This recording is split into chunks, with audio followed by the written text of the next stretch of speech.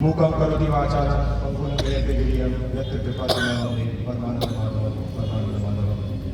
पिता परमेश्वर श्री ठाकुर जी के श्री चरणों में मेरा शतकोटि प्रणाम। परमाध्या जगत जननी शशि वर्मा, परम पूज्य आचार्य देव श्री श्री वर्धा, वर्तमान श्री श्री आचार्य देव के चरणों में मेरा शतकोटि प्रणाम। यहाँ उपस्थित ठाकुर जी के पूत पवित्र पंजाधारी ऋतिकगण, जाजक, आदुर्जो आदि सभी पंजाधारी श्रोताओं को मेरा यथास्थान यथा सम्मान प्रणाम। जय गुरु।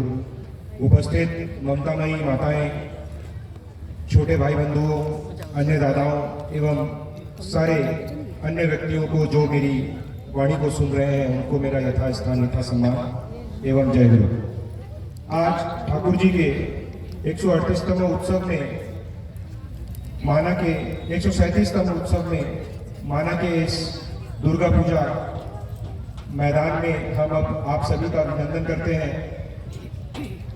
विगत वर्ष की तरह इस वर्ष भी ठाकुर जी के उत्सव का आयोजन किया जा रहा है और सबसे अच्छी बात यह है कि उत्सव का आयोजन बड़े अच्छे दिन हो रहा है।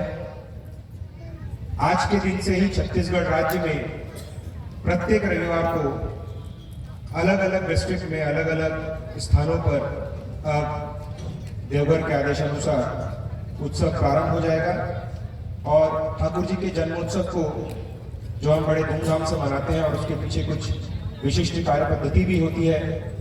वर्तमान में जो गुरु भाई रह गए हैं डीपी वर्क के माध्यम से उनको में जोड़ने का जो प्रयास जो इनिशिएटिव लिया गया है उसके लिए भी ये एक महत्वपूर्ण समय है और एक अवसर भी है। पुनः उत्सव में आते हुए ठाकुर जी के जन्म महोत्सव में जो सबसे अच्छी बात होती है जो हम अभी देख रहे हैं, आज हम यहाँ सभी बैठे हुए हैं और इस यूनिटी इस यूनिशन को लाने के लिए ये एक पृष्ठ मात्र है। उत्सव और कुछ नहीं बल्कि एक उद्देश्य के लिए अनुप्राणित लोगों को एक मंच पे लाने का एक अवसर है।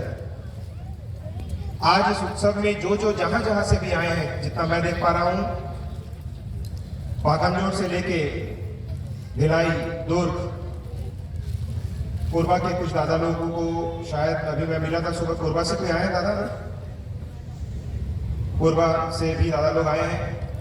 पिछले संडे को इस उत्सव का 2 संडे पहले जब भिलाई में हम सब थे तो उत्सव को लेकर कुछ बातें कही गई थी और ये एक कोशिश के बारे में जो कहा गया था कि आज हम सबके सामने जो सबसे बड़ा अवसर है ठाकुर जी का 100 साल पहले का जो व्यक्तित्व है, जो वक्तव्य है कि टका पराया मानुष अपना, जितना हो मानुष धरना।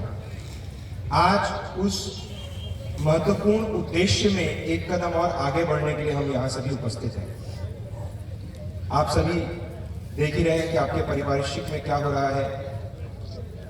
जो भी देवघर जा रहे हैं वो भी ये देख रहे हैं कि किस तरह से अभी कल देवघर वहां इलेक्शन हुए थे, उसका रिजल्ट आया। हम कुछ व्हाट्सएप ग्रुप में जुड़े हुए थे और उन व्हाट्सएप ग्रुप में एक बहुत अच्छी वाणी कल चली कि इलेक्शन का रिजल्ट जो भी हो, जो भी जीता वो नतमस्तक होने ठाकुर वाणी जरूर आया। तो ये जो नतमस्तक होने ठाकुर जी के सामने लोग आते हैं, इसका उद्देश्य क्या है? आज तो या कल कहे तो कल एक राजनीतिक व्यवस्था के तहत कुछ हुआ था, तो वक्तव्य में ये चल रहा था ठाकुर जी के आशीर्वाद से देवघर का पुनरुत्थान। आज हम यहाँ रायपुर में बैठे हैं और रायपुर में बैठकर हम उत्सव के द्वारा ठाकुर जी के उसी उद्देश्यों की पूर्ति के लिए बैठे। अनेक स्थानों पर, अनेक जगहों पर जो धार्मिक अनुष्ठान होते हैं, उन धार्मिक अनुष्ठानों के मूल में बचना और बढ़ना होता है। हमारे यहाँ उत्सव में बचना, बढ़ना और उसके साथ साथ भविष्य में जगत कल्याण के लिए एक दूसरे को अनुप्राणित करते जाना, यह भी महत्वपूर्ण बन गया है। कैसे, इसमें एक वक्तव्य देना चाहूंगा। अभी पिछले बार जब हम पूजनीय अविंदा के कुछ वक्तव्यों को सुन रहे थे तो उन्होंने कहा कि 17 से 27 साल का जो आयु है, 17 से 27, इस आयु में आपकी ऊर्जा जो उच्चतम स्तर पर है, उसको जिस काम में आप लगा देंगे वो उद्देश्य जरूर पूरा होगा। और इस वाक्यों को लेकर बहुत सारे नवयुवक पूरे भारत में, हमारे यहां भी 3-4 गुरु भाई आए थे डीपी वर्क के लिए। इस कम आयु में जो उद्देश्य हम पालन करेंगे, उस उद्देश्य को हमें सफलता मिलना बहुत आसान हो जाएगा। तो मुद्दा उठता है कि हम क्या उद्देश्य पालें। तो देखें, अभी ठाकुरवाड़ी में भी सबको यही कहा जा रहा है कि आप जहां कहीं भी क्यों ना हो, आप ये जरूर कोशिश करें कि हमारे आसपास जो ठाकुर जी को नहीं जान पाए हैं या जो ऊपर ऊपर जानते हैं, यानी जो केवल थोड़ा कुछ लिटरेचर के माध्यम से या हमारी दैनिक जीवन में जो आदतें होती हैं उसके माध्यम से ठाकुर जी को जान पाए हैं, ये हमारी अब अनन्य ड्यूटी है या अनन्य कर्म में शामिल है कि हम ठाकुर जी के लिटरेचर से, उनके दिए गए जीवन पद्धति को आगे बढ़ाने के तरीकों से लोगों को अवगत कराएं। जजन जाजन इष्ट वृत्ति शस्त्री सदाचार, ये जो पंच मंत्र हम पढ़ते हुए आए हैं, जो जजन जाजन हम आज सुबह नगर परिक्रमा हुई, और देखिए कितनी अच्छी बात है, नगर परिक्रमा में हम ऑटोमेटिकली ही जो जय राधे राधे का कीर्तन हम करते हुए आए हैं, आज हमने कुछ समय के लिए अपनी ड्यूटी जाने अनजाने में भी अच्छे से की है। और एक वाक्य भी बताऊंगा जो अभी अभी हुआ। एक भाई जो सत्संगी नहीं है, वो फोन किया मेरे को, मैं सामने चल रहा था, जो ठाकुर जी के रथ को लेकर हम चल रहे थे।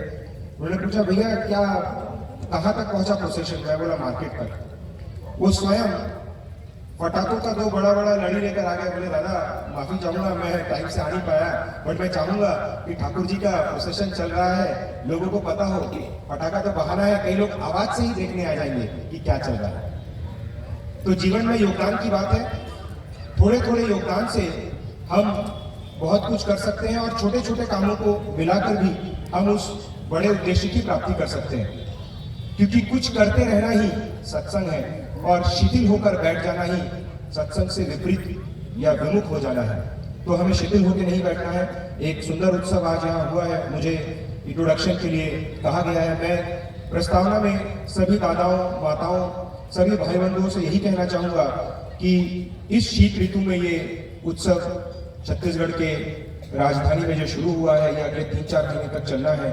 जो जितना ठाकुर जी के कार्य में अपने आप को लगा सके, जितना योगदान दे सके, वो अवश्य दें। उद्देश्य हमारा बहुत बड़ा है, जगत को निर्मल करना है, जगत को इस प्रकार लेकर चलना है कि भविष्य में मानव के लिए कोई असुविधा ना हो।